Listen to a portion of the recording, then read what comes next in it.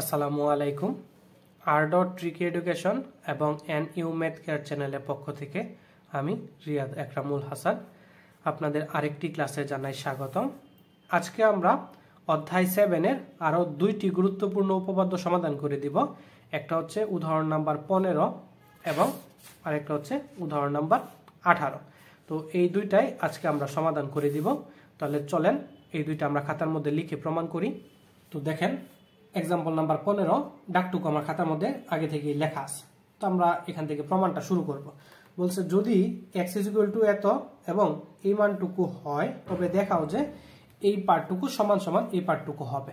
তো আমাদের এই যে প্রমাণের মধ্যে যে দুইটা পার্ট আছে, দুইটা পার্ট থেকে আমরা প্রমাণটা সমাধান করার চেষ্টা করব। তো আমরা প্রথমে লিখে ফেলব যে দেওয়া আছে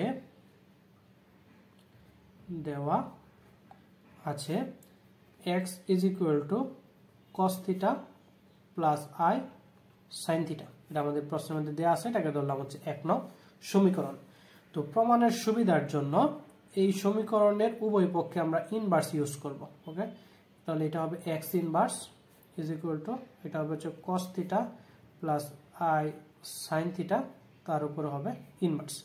তো ইনভার্স মানে আমরা কি জানি 1/x এটুকুর মধ্যে ডি ময়বারের উপপাদ্যটা অ্যাপ্লাই হচ্ছে কি, এটা আমাদের থিটা এর আগে গুণ আসবে। তাহলে আমরা লিখতে পারবো cos θ এর আগে কি হবে মাইনাস θ প্লাস i sin এটার আগে কি হয়ে যাবে মাইনাস θ। তো এখন 1/x cos মাইনাস θ মানে হচ্ছে cos θ প্লাস sin মাইনাস θ হচ্ছে মাইনাস sin θ। তো এখানে চিহ্নটা কি হয়ে যাবে, চেঞ্জ হয়ে যাবে। তো এটাকে ধরলাম হচ্ছে আমরা 2 নং সমীকরণ। এখন এর আগে যে আরেকটা মান আমাদের দেয়া ছিল, যে আবার এখানে মান ছিল হচ্ছে 1 প্লাস √1 মাইনাস a স্কয়ার হচ্ছে na। এখান থেকে আমরা কয়েকটা মান বের করার চেষ্টা করব।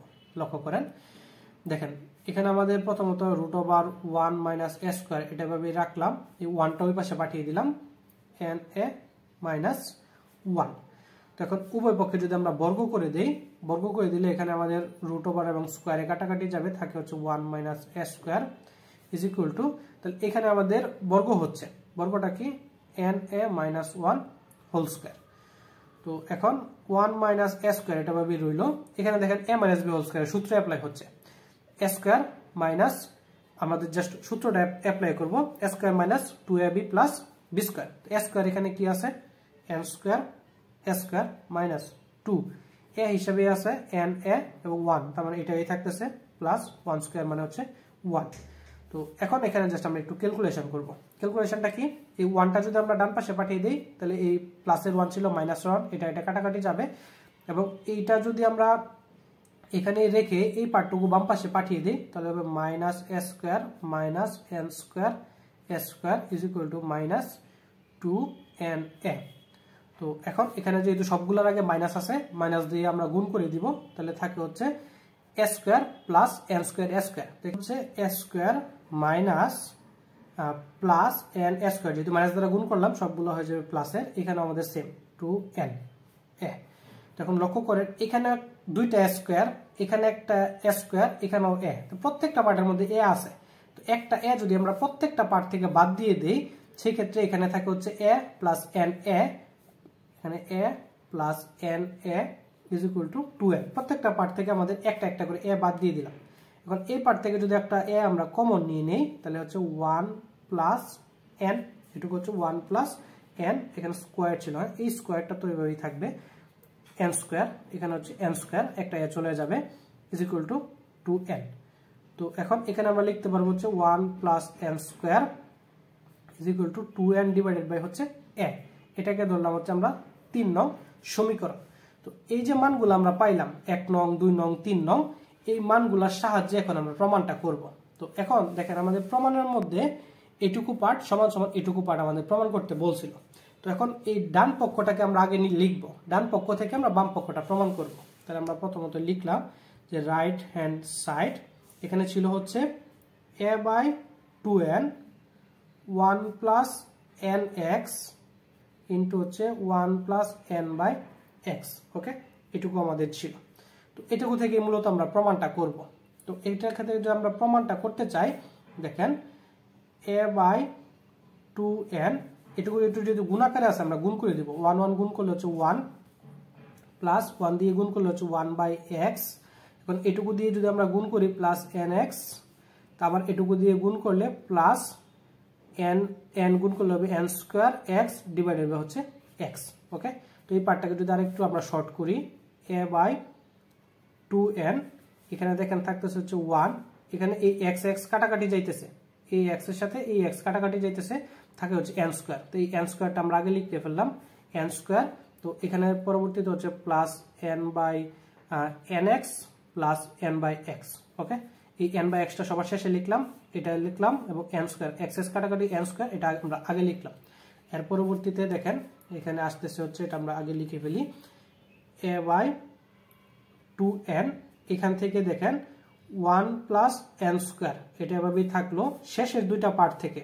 লক্ষ্য করেন শেষের দুইটা পার্ট থেকে যদি আমরা একটা n আমরা কমন নিয়ে নিই, তাহলে n একটা কমন নিলে এখানে থাকে হচ্ছে x plus 1/x, x plus 1/x। এখান থেকে যদি আমরা n কমন নেই তাহলে x প্লাস 1/x। তো এখন এখানে আমরা জাস্ট মানগুলো বসাবো। কি মান বসাইলাম, দেখেন a/2n 1 প্লাস n স্কয়ার, দেখেন 1 প্লাস n স্কয়ারের মান আমরা সরাসরি এখানে আমরা পাইছি এইটুকু পার্টের পরিবর্তে। তো এইটুকু পার্টের পরিবর্তে আমরা লিখবো হচ্ছে 2n/a প্লাস এখানে আছে হচ্ছে n, লিখলাম হচ্ছে n x প্লাস 1/x। দেখেন এখানে কিন্তু আমরা x প্লাস 1/x এর মান পাইছি, একটু হচ্ছে x, এখানে হচ্ছে 1/x। তো সেক্ষেত্রে এই দুটো যদি আমরা যোগ করি x প্লাস 1/x, এই x এর মানটা ছিল হচ্ছে cos theta plus i sin theta, তারপর হচ্ছে প্লাস এই 1/x এর মান ছিল হচ্ছে cos theta minus i sin theta. তো এই প্লাসের sin থিটা মাইনাসের sin থিটা কাটাকাটি যায়, এখানে থাকে হচ্ছে 2 cos থিটা, তার মানে x প্লাস 1/x এটুকুর মান হচ্ছে 2 cos থিটা। তো এই জায়গায় জাস্ট আমরা এটুকুর পার্টের পরিবর্তে n ইন্টু 2 cos থিটা আমরা বসাবো। তো এখন লক্ষ্য করেন এইটুকু পার্টের সাথে যেহেতু এইটুকু পার্ট গুণাকারে আছে, তো এই a কাটাকাটি যাবে, 2n কাটাকাটি যাবে, কাটাকাটি চলে যাচ্ছে, থাকতেছে হচ্ছে 1 প্লাস এটুকু পার্টের সাথেও কিন্তু এটুকু গুণাকারে আছে। তো নিচে আছে 2n, উপরেও আছে 2n, এই 2n কাটাকাটি যায়, তাহলে থাকে হচ্ছে a cos theta, a cos theta. দেখেন আমি আবার বলতেছি, এই পার্টটুকু কিন্তু এটুকুর সাথে গুণাকারে আছে, এটা a কাটাকাটি যাবে, 2n কাটাকাটি যাবে, থাকে হচ্ছে 1 প্লাস এটুকুর সাথে গুণাকার আছে, এখানে হচ্ছে 2n, এখানেও 2n কাটাকাটি যাবে, থাকে উপরে থাকে হচ্ছে a, তাহলে a cos থিটা। ঠিক আছে, এবং এটাই আমাদের প্রমাণ করতে বলছিল লেফট হ্যান্ড সাইড। আশা করি বিষয়টা আপনারা বুঝতে পারছেন। জাস্ট ওইখানে ধারাবাহিকভাবে আমরা মানগুলো বসায় গেছি ক্যালকুলেশন করে। এই ছিল আমাদের এক্সাম্পল নাম্বার 15 এর কাঙ্ক্ষিত সমাধান। তো এর পরবর্তীতে চলেন আমরা পরবর্তী যে 18 নম্বর এক্সাম্পল, ওই 18 নম্বর এক্সাম্পলটা সলভ করি। তো দেখেন এক্সাম্পল নাম্বার 18 বলছে, যদি x² - 2x + 4 = 0 সমীকরণটির দুইটি মূল আলফা এবং বিটা হয়, তবে দেখাও যে এটুকু সমান সমান এটুকু। তো এই ক্ষেত্রে আমাদের এই মানটুকু দিয়ে আমাদের প্রমাণটা করতে হবে। তো আমরা লিখলাম দেওয়া আছে x² - 2x + 4 = হচ্ছে 0। তো এটুকু পার্টকে আমরা দ্বিঘাত সমীকরণের সাথে একটু কল্পনা করব। তো দ্বিঘাত সমীকরণটা আমরা কি জানি, যে ax² + bx + c = হচ্ছে 0। তো এটার সাথে যদি কল্পনা করি, তাহলে এখানে a = আসতেছে হচ্ছে 1, b = আসতেছে হচ্ছে -2 প্লাস, এবং c = আসতেছে হচ্ছে 4। ওকে, এটুকুর সাথে জাস্ট আমরা কম্পেয়ার করলাম। তো এখন এখানে এই দ্বিঘাত সমীকরণের যে সূত্রটা, সেই সূত্রটা আমরা ব্যবহার করব। তাহলে আমরা সূত্রটা কি জানি, x = -b। তো এখানে -b, তো মাইনাস এই -b plus minus √b² - 4ac। তো b² মানে হচ্ছে 2², তাহলে হবে 4, মাইনাস থাকলেও সেটা 4ই হবে, -4ac, a মানে হচ্ছে 1, এখানে হচ্ছে 4, তাই 4 4 হচ্ছে 16, লিখলাম হচ্ছে 16, ডিভাইডেড বাই হচ্ছে 2a, এর মান হচ্ছে 1, তার মানে শুধুমাত্র হচ্ছে 2, এটুকু আমাদের থাকতেছে, = এখন এখানে জাস্ট আমরা একটু ক্যালকুলেশন করব, মাইনাসে মাইনাসে প্লাস হয়ে যাবে 2 প্লাস মাইনাস √, এখানে হচ্ছে আমাদের 12 -12 এবং ডিভাইডেড হচ্ছে 2। তো এখানে যদি আমরা আরেকটু ক্যালকুলেশন করি, লক্ষ্য করবেন এখানে হচ্ছে ডিভাইডেড বাই হচ্ছে 2 প্লাস মাইনাস এই √12, এটুকুকে আমরা এরকম ভাবে লিখতে পারি, দেখেন √-1 √12, মানে ভিতরে আমরা -1 এইরকম আকারে লিখলাম আর কি, যে -1 ইন্টু হচ্ছে 12, আলটিমেটলি এখানে কিন্তু 12ই আছে, তারপর সেটা রুটটা দুটা পৃথক করে দিলাম, তো -1 √12 এটা আমরা লিখতে পারতেছি, ইজ ইকুয়াল টু 2, তারপর হচ্ছে 2 প্লাস মাইনাস এই √i1 মানে √-1 এটুকুর মান হচ্ছে আমাদের i, তো সরাসরি এটার পরিবর্তে আমরা i লিখে দিতে পারি, এবং এই 2টাকে এই 12টাকে আমরা ভেঙে লিখতে পারি হচ্ছে 2√3। তো এখন এই উপরে থাকা দুইটা পার্টের মধ্যে দেখেন 2 আছে, নিচেও 2 আছে, তো দুইটা পার্ট থেকে 2 কমন নিয়ে যদি নিচেরটার সাথে কাটাকাটি করে দেই তাহলে নিচে ভ্যানিশ হয়ে যাবে, তাহলে উপরে থাকে শুধুমাত্র 1 প্লাস মাইনাস i √3। ওকে, এটুকু হচ্ছে আমাদের এই x এর কাঙ্ক্ষিত মান আমরা পাইলাম, 1 প্লাস মাইনাস i √3। তো এটার জন্য আমাদের বলছে দেখেন দুইটা মূল হবে আলফা এবং বিটা, এই সমীকরণ থেকে যে দুইটা মূল আমরা পাইলাম এর একটা হচ্ছে আলফা, একটা হচ্ছে বিটা, তো আমরা ধরে নিলাম যে ধরি আলফাটা হচ্ছে 1 প্লাস i √3 এবং বিটাটা হচ্ছে 1 মাইনাস i √3, যে দুইটা মান পাইলাম, দুইটা আমরা এখানে ধরে নিলাম। তো এখানে আমরা আরেকটু কিছু ক্যালকুলেশন করব, দেখেন এই যে পার্টটুকু বা এরকম মান এটা কিন্তু প্রিভিয়াস ক্লাসের মধ্যেই 1 প্লাস i উপরে হচ্ছে 1/7 ওই আকারে আমরা কিন্তু দেখায় আসছি, তো এটার ক্ষেত্রে আমরা সেম কাজটুকু করব। তো এটা প্রমাণ করার জন্য এখানে আমরা প্রথমত 2 দিয়ে গুণ করব, তাহলে এখানে হবে 1/2 প্লাস উপরে আসে হচ্ছে i √3, নিচে হচ্ছে 2। ওকে, তখন আপনার প্রশ্ন আসতে পারে এখানে 2 দিয়েই কেন গুণ করলাম, দেখেন আমরা মাত্র এর আগের ক্লাসের মধ্যে আমরা দেখায় আসছি যে এখানে আমরা এই জায়গায় এমন মান লিখব যেটা যেন আমাদের cos theta plus i sin থিটার ফরম্যাটে আসে, যেখানে এই দুইটা থিটা সিমিলার হয়। তো cos থিটা এবং sin থিটার ক্ষেত্রে যদি আপনারা একটু চিন্তা করেন তাহলে কিন্তু আমরা জানি যে sin 60 ডিগ্রির মান কিন্তু হচ্ছে √3/2, sin 60 মান হচ্ছে √3/2, যেটা হচ্ছে π/3, এবং cos 60 ডিগ্রির মানও হচ্ছে 1/2 মানে হাফ, cos 60 মানও হচ্ছে হাফ, তার মানে দুইটার ক্ষেত্রে আমাদের 60 ডিগ্রি হচ্ছে এবং π/3 আমরা লিখতে পারবো, এই জন্যই মূলত আমরা এইভাবে লিখছি। এখন এখানে কিন্তু আপনি অন্য কিছু চাইলেই বসাইতে পারবেন না, এখানে অবশ্যই থিটাটা সিমিলার হইতেই হবে। তারপর এখন এটাকে আমরা তাহলে লিখতে পারবো ইন্টু 2, তাহলে এখানে হাফের পরিবর্তে লিখতে পারবো হচ্ছে cos 60 মানে π/3 মাইনাস আইটা লিখলাম, তারপর হচ্ছে √3/2, এই √3/2 এর মান হচ্ছে sin π/3। তো দেখেন এই থিটা কিন্তু সিমিলার আসছে, এবং আমাদের এই cos theta plus i sin theta ওই ফরম্যাটে, দেখেন এখানে প্লাস ছিল প্লাস হবে, cos theta plus i sin theta এই ফরম্যাটে আমরা নিয়ে আসতে পারছি। তো এখন এটার ক্ষেত্রে আমরা সেম ভাবে করব, এটার ক্ষেত্রে আমরা 2 দিয়ে আমরা গুণ করে দিব, 2 এটা হচ্ছে 1/2, এখানে হবে minus i √3/2 is equal to 2, same এই হাফের মান হচ্ছে cos π/3 মাইনাস i sin এই √3/2 এর মানও হচ্ছে π/3। ওকে, জাস্ট এই মানগুলো এখানে আমরা লিখে ফেললাম।